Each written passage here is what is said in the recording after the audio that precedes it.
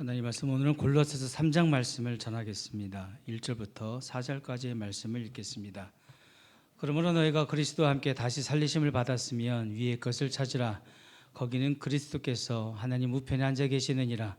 위의 것을 생각하고 땅의 것을 생각지 말라. 이는 너희가 죽었고 너희 생명이 그리스도와 함께 하나님 안에 감추었음이니라. 우리 생명이신 그리스도께서 나타나실 그때 너희도 그와 함께 영광 중에 나타나리라. 아멘. 하나님의 은총이 함께 하시기 바랍니다. 요즘 정말 핫한 일타 강사 수학 선생님이 계시는데 방송에도 자주 나오시는 정승재 선생님이십니다. 이분이 얼마 전 라디오 방송에 나오셔서 하신 말씀이 이슈가 되었는데, 그 내용은 서울대 출신인데 모두가 성공하지 못하는 이유가 무엇인가 였습니다. 이 질문은 사실은 서울대에서 뇌 관련 연구를 하시는 한 교수님의 의구심에서 시작이 되었다고 합니다. 가르치는 제자들 중에 주어진 프로젝트를 잘 수행하지 못하는 경우가 있더라는 거죠. 그리고 졸업 이후에 사회생활과 직장생활에서도 실패하는 제자들을 보면서 깊은 고민에 빠지게 되었다는 것입니다. 그 교수님의 고민은 서울대학교면 우리나라 최고의 수재들이 모인 곳인데 왜 이런 일들이 벌어지는가 하는 것이었고, 그 상관관계를 찾기 위해 오랫동안 연구를 거듭하셨다는 것입니다. 혹시 부모님의 지적 능력에 차이가 있어서 이런 일이 벌어지는가? 아니면 집이 부유하거나 가난한 것 때문에 영향을 받았는가? 사람이 태어나고 자란 것, 아니면 지금 사는 동네가 영향을 미친 것은 아닐까 등등 정말 다양한 가능성을 두고 조사를 했는데 결국 단 하나의 공통점을 찾아냈다고 합니다. 그것이 바로 몰입의 문제였습니다. 이게 무슨 말인가 하고 내용을 들어보니, 고등학교 때 풀리지 않는 수학 문제로 1시간 이상 고민해 본 적이 있다와 없다의 차이가 바로 성공하는 제자들과 성공하지 못하는 제자들로 갈리게 하는 유일한 차이였다는 겁니다. 그러면서 무슨 말을 하느냐면, 공부하면서 몰입의 경험이 있는 친구들은 삶 속에서 어려운 문제나 난관을 만났을 때 스스로의 힘으로 풀어내려고 하고 노력하고 결국에는 그 문제를 이겨내지만, 과거 막히는 문제, 어려운 문제를 만났을 때 조금 풀어보다가 금방 해설집을 찾아보고 답안지를 들여다보는 친구들은 인생의 난제를 만났을 때 쉽게 포기하고 결국 실패하더라는 것이었습니다. 이에 대해 전문가들은 이 내용을 우리가 삶에 대해 몰입하는 자세와 태도가 매우 중요하다는 결론을 내어놓았습니다. 저는 이런 몰입의 자세가 신앙생활에도 적용이 된다는 생각을 해보았습니다. 성경에도 몰입하는 신앙이 어려운 시험을 끝까지 견디게 하고 결국에는 영광에 이르게 된다고 말씀하고 있습니다. 그 대표적인 말씀이 오늘 본문 말씀입니다. 1절을 다 함께 읽어보도록 하겠습니다. 그러므로 너희가 그리스도와 함께 다시 살리심을 받았으면 위의 것을 찾으라. 거기는 그리스도께서 하나님 우편에 앉아 계시느니라. 아멘. 몰입과 관련한 첫 번째 교훈은 몰입도 방향이 중요하다는 것입니다. 지금 사도 바울은 골로새 교회 성도들에게 위의 것을 찾으라고 교훈하고 있습니다. 성도에게 있어서 몰입의 방향은 위의 것이어야 된다는 뜻입니다. 속도보다 중요한 것이 방향이라는 말이 있듯이 몰입하는 방향이 잘못 설정되면 그 몰입한 만큼, 열심히 노력한 만큼 손해가 되는 겁니다. 여기에 나오는 위의 것이란 하나님께 속한 세상, 즉 하나님 나라에서 인정해 주는 가치를 의미해 주는 표현입니다. 그래서 위의 것을 찾으라는 말씀은 성도로 부름받은 우리, 구원받은 우리가 이 땅에서 살아가는 동안 어디에 목적을 두고 살 것인가를 가르쳐 주시는 말씀이고, 가치와 우선순위에 대한 교훈인 것을 알 수가 있습니다. 많은 사람들이 성공하기 위해서, 행복하고 싶어서 자기만의 인생의 방향과 목적을 설정하고 살아갑니다. 그렇게 열심히 살아가지만 만약에 방향을 잘못 설정했다면 그 수고한 만큼, 노력한 만큼 손해를 입게 되는 것입니다.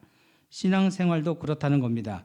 교회 열심히 나오고 봉사도 하고 헌금도 하지만 우리의 몰입이 땅의 가치를 위한 것이라면 결국 그 신앙으로는 열매를 맺지 못하게 된다는 교훈인 것입니다. 그래서 본문은 위의 것을 찾으라고 분명히 교훈하시는 겁니다. 결국 우리가 찾아야 되는 위의 것의 최종 목적지는 지금 말씀해 보시듯이 예수 그리스도가 목적입니다. 예수 그리스도가 목적이 되는 인생이 되어야 된다는 거죠. 그러면 예수 그리스도가 목적이 되지 않는 사람들도 있을 것입니다. 그 사람들은 예수 그리스도를 수단으로 삼는 사람들입니다. 성공하기 위해 주님을 이용하는 것과 주님을 위해 성공하고자 하는 것은 전혀 다른 조건입니다. 이는 성도가 세상에 살아갈 때에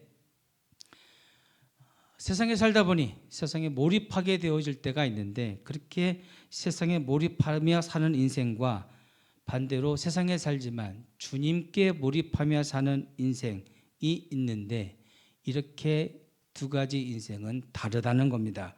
누구는 하나님의 이름을 높여드리기 위해 살지만 누구는 자신의 이름을 드러내기 위해 사는 겁니다. 당연히 이 둘이 만나면 충돌하게 되고 갈등할 수밖에 없습니다. 성도의 가정에서, 또 성도들이 모이는 교회에서 다툼이 벌어지는 이유가 바로 여기에 있습니다. 그래서 몰입의 방향이 중요한 것입니다. 우리 모두 주님을 향하여, 그리고 영원한 나라를 향하여 몰입하는 신앙이 되시기를 바랍니다. 두 번째, 몰입과 관련된 교훈은 바르게 집중해야 된다는 것입니다. 2절 말씀을 함께 읽어보겠습니다. 위의 것을 생각하고 땅의 것을 생각지 말라. 아멘. 몰입은 한순간의 단순한 열정을 의미하는 것이 아닙니다. 올바른 몰입은 생각과 마음이 한 방향으로 집중되어졌다는 뜻입니다. 그것을 여기에서는 생각하라고 표현하고 있는 겁니다. 수험생들이나 고시를 준비하는 분들은 합격을 위해서 공부에 집중해야 됩니다. 집중하지 못하면 그 공부에 때를 놓치게 되고 좋은 결과를 기대할 수 없는 것입니다. 신앙생활이 그렇다는 겁니다. 예배 드릴 때, 교회에 나왔을 때는 하나님께 잠깐 집중하다가 일상에서는 하나님께 집중하지 못한다면 그것은 참된 신앙이라고 할 수 없다는 것입니다. 오늘 말씀은 불신자를 향한 권면이 아닙니다. 성도를 향한 권면입니다. 그래서 성도인 우리는 위의 것을 생각하는 것이 무슨 의미인지 알아야 될 것입니다. 여기서 생각하라는 의미는 단순히 머리로 떠올리는 것을 말하는 것이 아니라 거기에 마음을 둔다는 뜻입니다. 관심을 갖고 태도를 취하는 것까지를 의미한다고 합니다. 그래서 1절에 나왔던 위의 것을 찾는 것이 행동의 몰입이라면 2절에 나오는 위의 것을 생각하라는 것은 마음의 몰입입니다. 또한 1절에서 찾으라는 것이 삶의 목표와 행동의 방향에 해당된다면 2절에서 생각하라는 것은 마음과 사고방식, 가치관을 의미하는 것입니다. 그래서 2절 끝부분에 나오는 땅의 것을 생각하지 말라는 것은 성도임에도 불구하고 세상 가치에 마음을 두게 될 때가 있다는 것을 전제하고 들려주는 말씀인 것입니다. 좋게 말해서 마음을 둔 것이지만 사실은 마음을 빼앗긴 겁니다. 결국 몰입이란 내 마음을 빼앗기거나 내 마음을 주어야 된다면 누구에게 빼앗기고 누구에게 마음을 맡겨야 하는지를 결정하는 일이라고 할 수 있겠습니다. 하나님께 마음을 빼앗긴 사람, 반대로 세상과 마귀에게 마음을 빼앗긴 사람이 있습니다. 사실 내가 마음을 거기에 둔 것입니다. 즉 나의 선택과 결정의 결과라는 뜻입니다. 그것을 위의 것을 생각하는 것과 땅의 것을 생각하지 말라는 것으로 표현한 것입니다. 그래서 성도는 그 어느 누구보다도 생각을 잘 해야 됩니다. 내 마음을 누구에게 갖다 바칠 것인지를 결정해야 되기 때문입니다. 이를 잘하기 위해 몰입의 훈련이 필요한 것이고 매 순간 집중해야 되는 이유인 것입니다. 매일 말씀을 묵상하고 기도를 통해 마음을 지키고 성령의 인도하심에 민감해질 때 우리는 조금씩 주님께 집중하게 되고 그 집중이 쌓여서 몰입이 되어질 때 우리 인생에 하늘의 열매가 맺히게 되어지는 것입니다. 야고보서 3장 17절 말씀부터 보면 열매에 대한 이야기가 나오는데 바로 집중의 결과인 것을 알 수가 있습니다. 함께 읽어주십시오.